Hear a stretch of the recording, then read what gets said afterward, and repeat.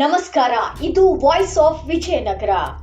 ಇಡೀ ದೇಶವನ್ನೇ ಬೆಚ್ಚಿ ಬೀಳಿಸಿದ ತಮಿಳುನಾಡಿನ ಶಾಂತನ್ಕುಲಂ ತಂದೆ ಮಗನ ಕಸ್ಟಡಿ ಸಾವು ಪ್ರಕರಣದಲ್ಲಿ ಇಂದು ಐತಿಹಾಸಿಕ ತೀರ್ಪು ಹೊರಬಿದ್ದಿದೆ.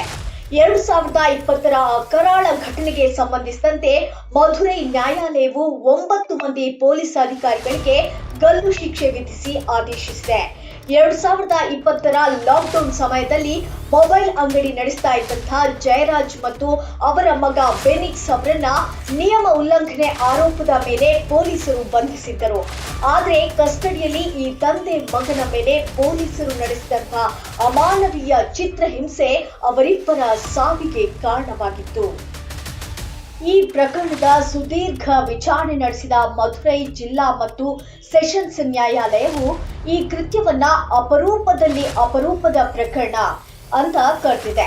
ಈ ಘಟನೆಯಲ್ಲಿ ಭಾಗಿಯಾಗಿದ್ದ ಇನ್ಸ್ಪೆಕ್ಟರ್ ಶ್ರೀಧರ್ ಸೇರಿದಂತೆ ಒಟ್ಟು 9 ಪೊಲೀಸರನ್ನ ದೋಷಿಗಳೆಂದು ಘೋಷಿಸಿರುವಂತಹ ನ್ಯಾಯಾಧೀಶರು ಎಲ್ಲರಿಗೂ ಕೂಡ ಮರಣದಂಡನೆ ಶಿಕ್ಷೆ ವಿಧಿಸಿದ್ದಾರೆ.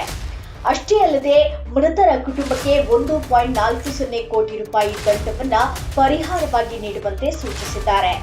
6 ವರ್ಷಗಳ ಸುದೀರ್ಘ ಹೋರಾಟದ ನಂತರ ಜಯರಾಜ್ ಮತ್ತು ಬೆನಿಕ್ಸ್ ಕುಟುಂಬಕ್ಕೆ ನ್ಯಾಯ ಸಿಕ್ಕಂತಾಗಿದೆ. ಇದು ಅಧಿಕಾರ ದುರ್ಬಳಕೆ ಮಾಡುವಂತಹ ರಕ್ಷಕರಿಗೆ ನ್ಯಾಯಾಂಗ ನೀಡಿದಂತಹ ಬಲವಾದ ಎಚ್ಚರಿಕೆಯಾಗಿದೆ. ಇದು ಈ ಕ್ಷಣದ ಅಪ್ಡೇಟ್ಸ್. ನಿರಂತರ ಸುದ್ದಿಗಾಗಿ ನೋಡ್ತಾ ಇರಿ ವಾಯ್ಸ್ ಆಫ್ ವಿಜಯನಗರ.